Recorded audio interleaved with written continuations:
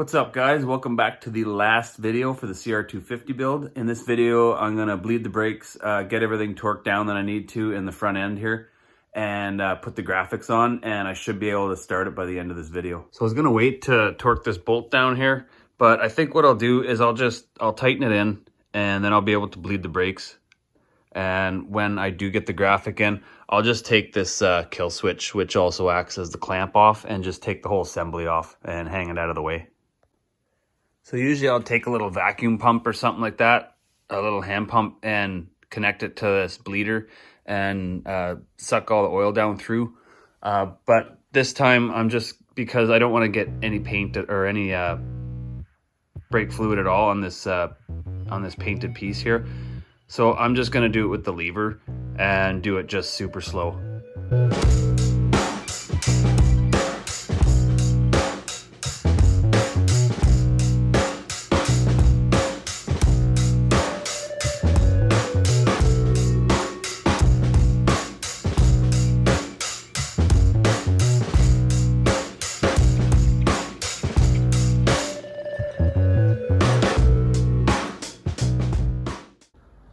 So I ended up having to go ahead and suck it down with the pump there. So I just put the pump on here, created the vacuum with it, and just the pump sucked on it until fluid started to come out. And when the air bubbles started to disappear, I just went ahead and closed the valve.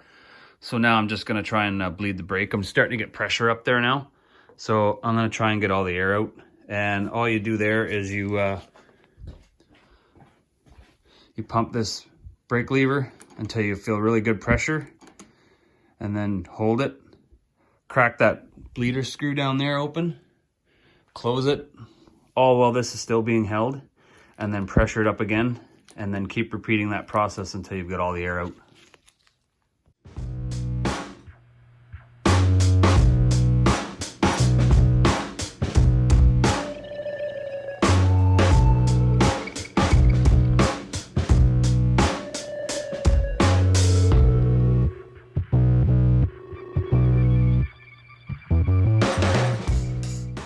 So I repeated the process several times there, but I'm starting to get good brake pressure now. So I'm going to keep repeating it just because I really like to make sure I get all the air out. Like right now, there was a lot of air coming up, I think out of the hose. I kind of take the hose and tap it and flick it around, see if I can jar any air loose. I go down here and I don't hit the caliper, but I hit the right fork a little bit, just with a dead blow hammer, just to see if I can jar any air free. And I repeat the process several times to make sure I have no air in the brake system. So I got the brakes all bled now. The worst one's out of the way. I find the front the worst all the time. I actually take mine for a ride, or a couple rides, and re-bleed it because it's really hard to get the air out of these front brake systems, I find. So if you're bleeding yours and you don't feel any pressure here, like when you start pulling it in, you should start to feel pressure right about here. If you don't, if you can go right to the bar, like I can't go right to the bar, there's too much pressure. If you can, you need to re-bleed. All right, so now I'm going to move on and bleed the back brakes here. So I'm going to have to pull this panel off because I got to be able to sensibly pour into here, because I do not want to get any of that .4 brake fluid on there, because it will eat paint, powder coat, whatever it touches. So you don't want any on painted pieces.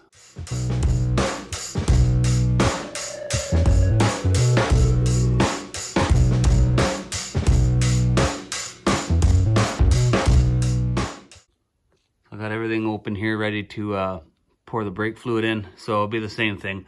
I guess I'll pop that off and put the little vacuum pump on it and pull most of the fluid in with that. And then same thing, you just pump this, hold, and then you open and close the bleeder, and then release this again, pump it until you get brake pressure again, and just keep doing that until you have no more air left in the system.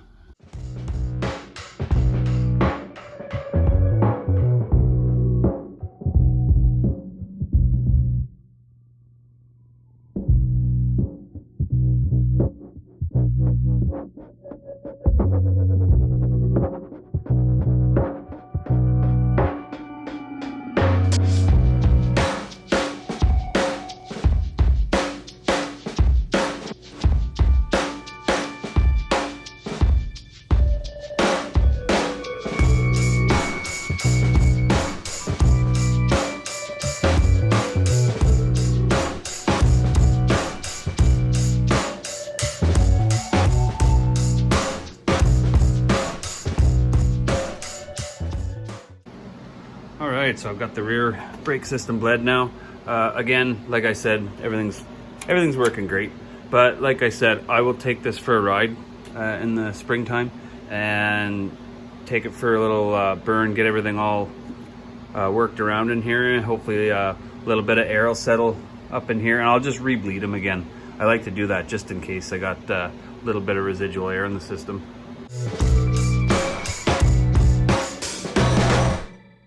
Alright guys, so now that I got the brakes all bled, now I can start filling up the engine oil and the rad with fluids there now. So on this particular build, I'm going to be using this Maxima motorcycle transmission lube. It's 85 weight. It says it's good for 2-cycle and 4-cycle transmissions.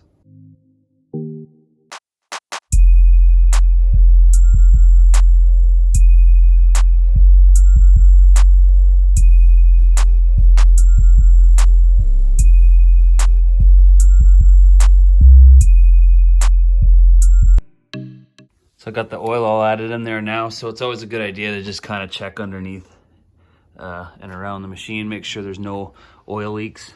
You know, seals aren't foolproof and gaskets aren't foolproof, but they usually do pretty well, but you never know. So now I'm going to go ahead and fill up the rads. I'm going to fill them up with this high performance coolant, this engine ice.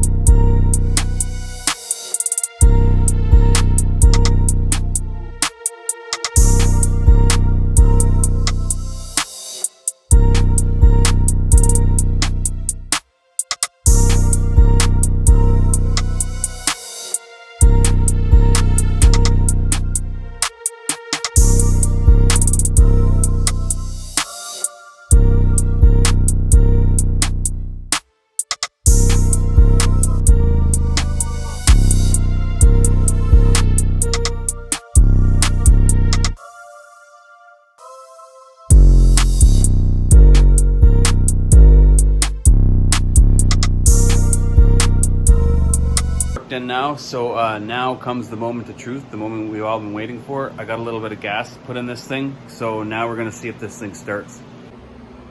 So this is one of my favorite parts, watching the fuel go down into the electron here, because it's got a clear float bowl. There goes the fuel. She is full. Perfect. So now we'll kick it over and see what it does.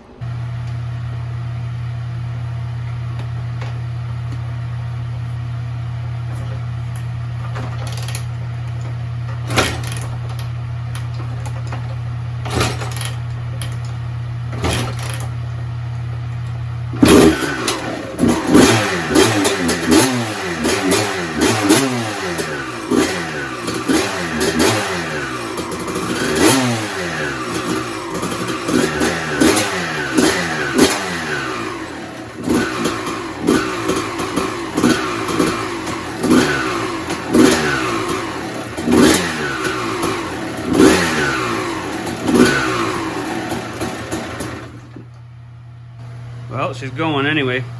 So now I just gotta do a little bit of adjustment on the carb there, adjust the idle, and she should be good to go.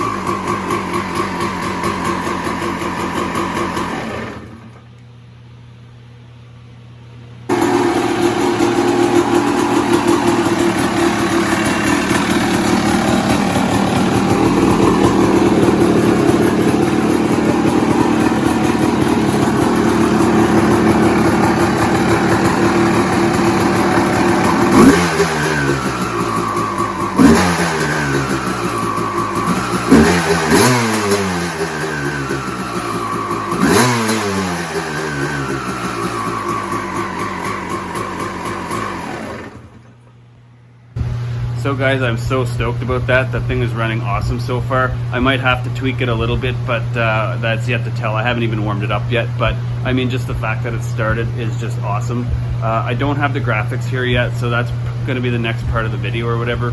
I'm gonna end the video off probably with the graphics on, and hopefully the weather cooperates. I can put this bike outside and get some good shots of it, but other than that, we'll continue on when the graphics get here. All right, so my graphics kit showed up, so I'm gonna go ahead and put that on the bike. I cannot wait to see what it looks like.